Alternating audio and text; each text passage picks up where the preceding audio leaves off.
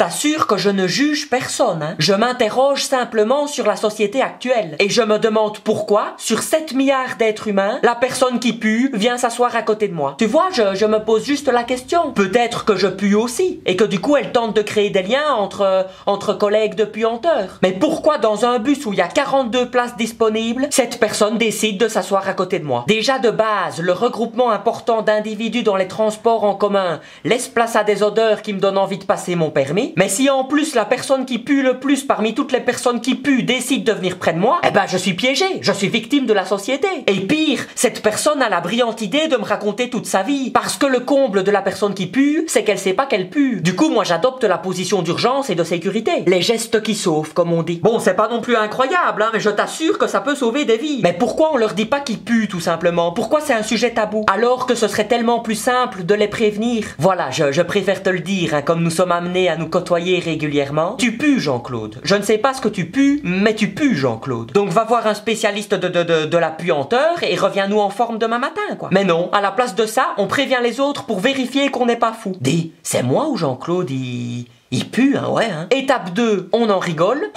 Qu'est-ce qui pue, dit ça me pique au nez. Étape 3, on lui trouve un surnom. Mais tu parles de quel Jean-Claude? Jean-Claude pue du cul.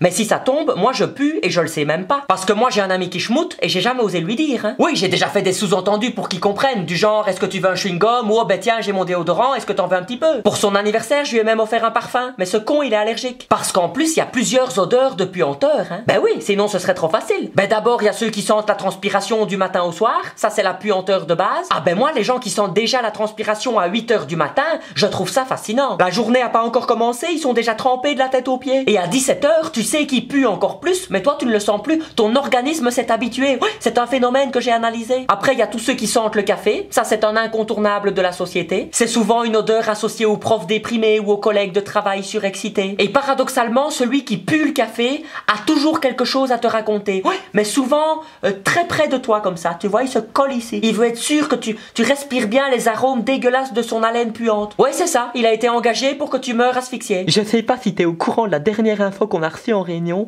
je t'explique tout ça. Mais alors, la palme de la puanteur, c'est le fait de sentir son animal de compagnie. Comment c'est possible d'avoir la même odeur que son chien? Ben non, il suffit pas d'avoir un chien. Moi, j'ai un ami qui travaille à Peridaisa et je suis désolé, mais il sent pas la girafe. Tiens, je me demande si les gens qui puent sont issus d'une famille qui pue ou si même dans leur famille, ils sont la personne qui pue. Ben quoi, c'est une théorie intéressante, hein? Moi, en tout cas, j'aimerais bien qu'on me le dise. J'ai pas envie toute ma vie d'avoir été celui qui pue. On dira quoi à mon enterrement? Maintenant que Guillaume nous a quittés, nous pouvons nous le dire.